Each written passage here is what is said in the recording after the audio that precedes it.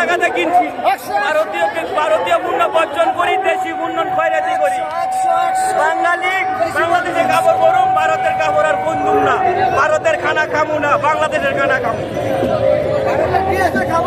হ্যাঁ,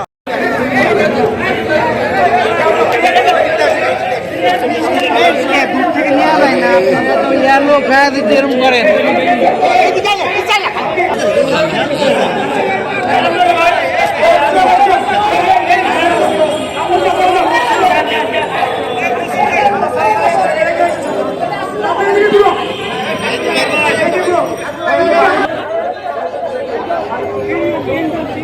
কত করে বেচতেছি লুঙ্গি?